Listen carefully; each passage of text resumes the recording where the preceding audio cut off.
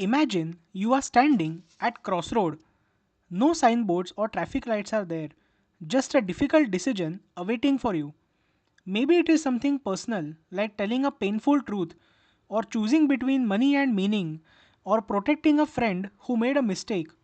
Or maybe it is something bigger, like laying off employees, exposing corruption, or enforcing a law that hurts some to protect many. In these moments, morality does not come with a loudspeaker. Instead, different voices rise inside you. One voice may ask, what will cause the least harm? Another voice may say, what kind of society are we building?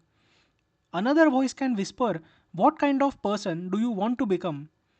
Another one demands, is this fair? And yet another insists that are we respecting people's rights? Ethical decision making in times of ethical dilemma is not about memorizing rules. It is about learning to recognize these voices and understanding the logic behind each of them. Philosophers have organized these moral instincts into five powerful approaches. Each one looks at the same situation from a different angle. Each one highlights something important, and each of these approaches, taken alone, can mislead.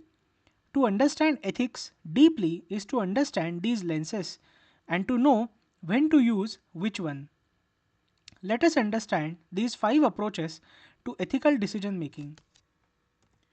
The first approach is the utilitarian approach. This approach asks that what produces the most overall good. Imagine you are a doctor in an emergency room. Five patients need organ transplants. One healthy traveler walks in for a routine checkup. If you sacrifice that one healthy person, you could save five lives. It sounds horrifying, but the utilitarian mind pauses and asks only one question: which action produces the greatest overall happiness and the least overall suffering? Utilitarianism is about consequences. It doesn't care about intentions or traditions first, it cares about outcomes.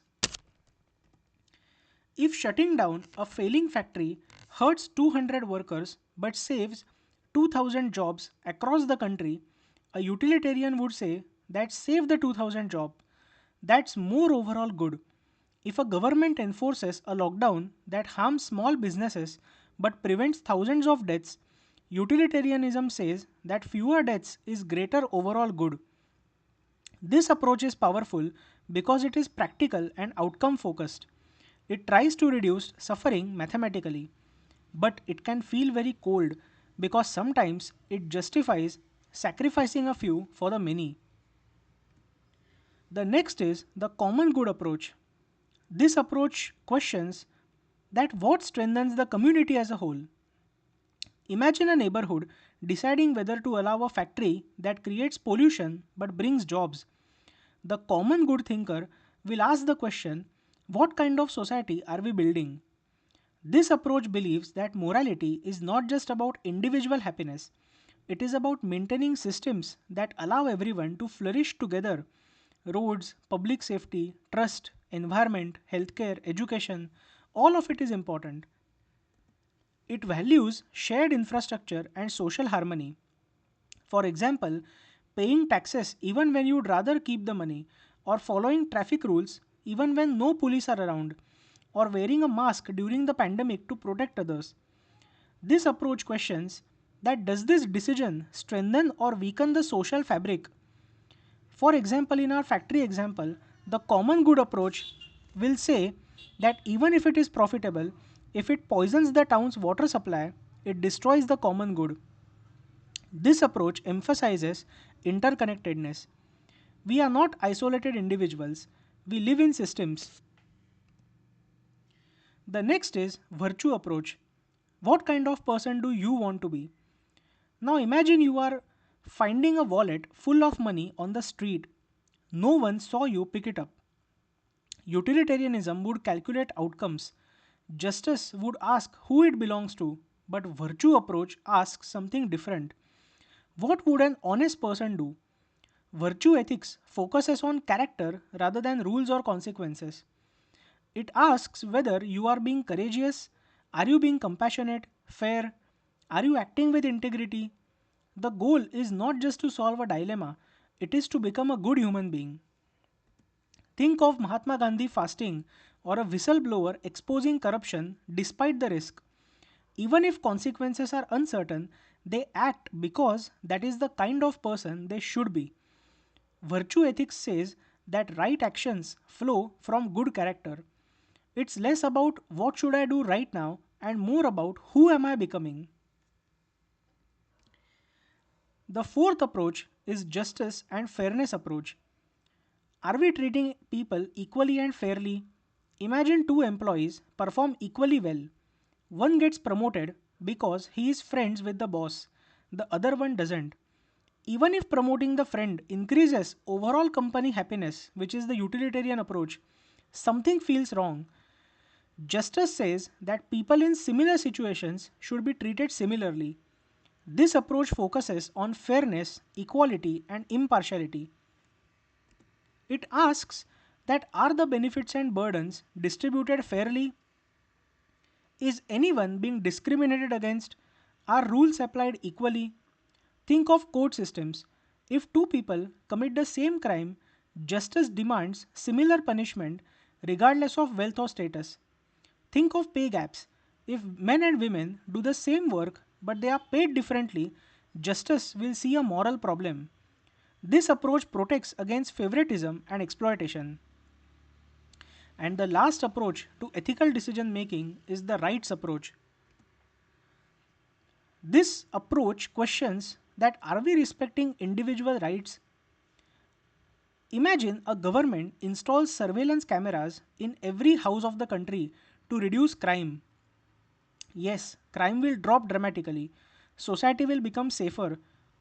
Utilitarianism approach will celebrate.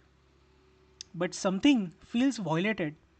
The rights approach says even if it produces good outcomes, you cannot violate basic human rights. This philosophy centers on protecting the right to life, freedom of speech, privacy, freedom of religion, and bodily autonomy. For example, you cannot torture one innocent person to prevent riots. You cannot censor journalists simply to preserve public order. You cannot experiment on someone without consent, even for scientific progress. Rights based ethics draws lines that cannot be crossed, even for the greater good. Now step back and think. Each approach answers a different moral question.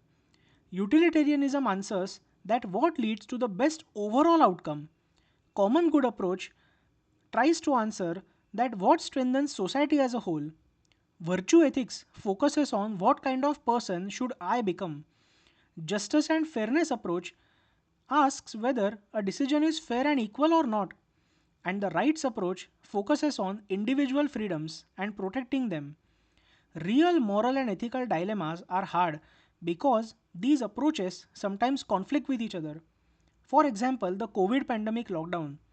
Utilitarian approach says that yes, it is necessary because it saves lives. The common good approach will say that protecting healthcare system is important. But the rights approach will question that what about the freedom of movement? Justice approach will question that are poor people suffering more? And virtue approach will ask whether the leaders are acting responsibly. Ethical maturity means learning to see through all these lenses. You don't become moral by choosing one and ignoring the others.